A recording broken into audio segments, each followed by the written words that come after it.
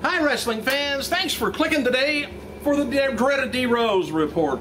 Just wanted to tell you this. I was at a restaurant a little while ago and ordered the guy at the next table over ordered the same identical thing that I ordered. And then the waiter gets things mixed up and I got his order and he got mine. It's ridiculous. And another thing is ridiculous. ESPN, E60. They're doing a story on Scott Hall. Said Scott Hall struggles with alcoholism and drug addiction to be profiled on next Monday's episode of E60.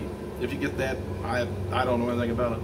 Anyway, they got a clip at where Eric Bischoff's doing some comments. Anyway, it says, a little synopsis says, the wrestler Scott Hall, at the height of professional wrestling in the 90s, Scott Hall was adorned by millions and his name chanted by loyal fans. And today he's hit rock bottom. E60 follows the descent of a superstar to a broken, battered, alcoholic, and drug addiction man, but still trying to hold on to the glory he once found in the ring. You think that's going to be a comedy or something? Whew, doubt it. On JR's blog, he commented about some questions about him being fired on Raw. He said, upper management made the call to remove me from the weekly TV show. And that's, of course, their choice and WWE team. I simply just plan on it. And will WWE hire Samoa Joe some days? I don't know, as I am not in the loop, which should be obvious by some of the signees in the recent years. Too, he says, does anyone know if Joe even wants to come to WWE? And the other question was, will Brock Lesnar ever wrestle in WWE again? He said, in my opinion, not anytime soon. He's in the WWE 12 video game, which means he makes more money off of the WWE reputation, just as he has done for UFC. So Ross never really answered anything. Four profiles has been removed from ImpactWrestling.com's roster page. Murphy, he's gone.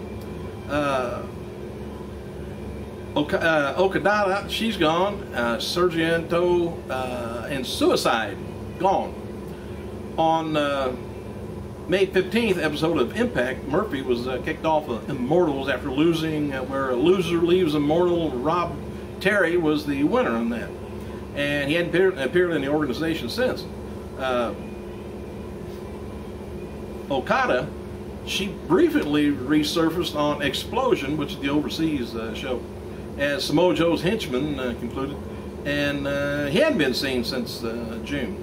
Did I say she? He. Sergio Garanto portrayed. Oh, by the way, that was Amazing Red, if you didn't know, who announced on August 4th on Twitter he parted ways with TNA. And Suicide Sparrowing has been appearing on TNA after resurfacing in April. He's completed his deal May 16th episode of Explosion, also losing to Pope D'Angelo De Niro in an opening match for the Explosion Championship tournament. Didn't last too long.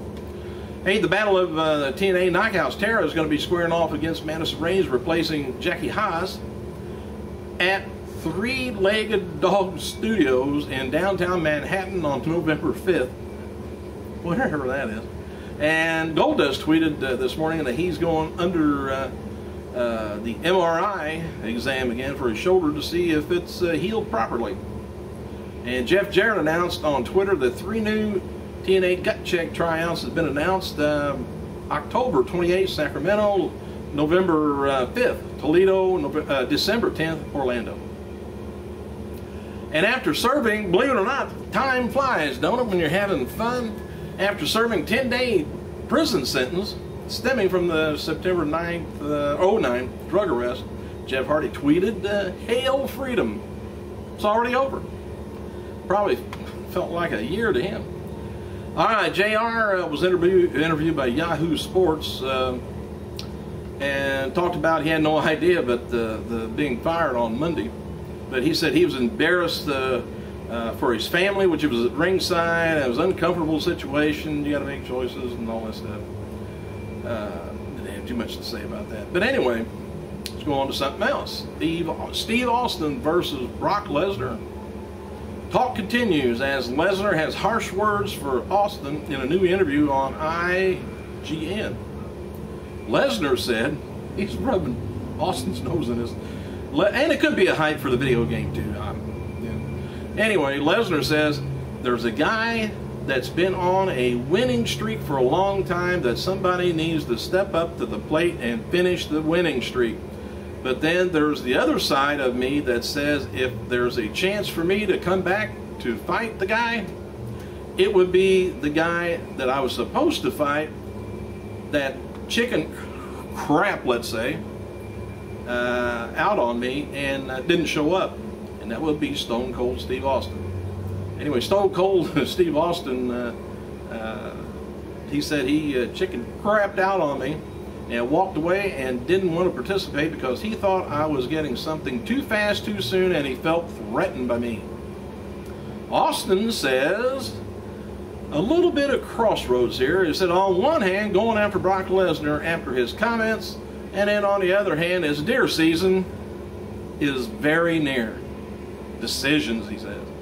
Also, he said, Austin says, just called my taxidermist and got 2 quotes on a shoulder mounts decision. Fans in India, by the way, is going to be finally able to see the recent season of WWE Tough Enough as it begins airing October 22nd on 10 Sport Network. Not 10 networks, but that's the name of the play.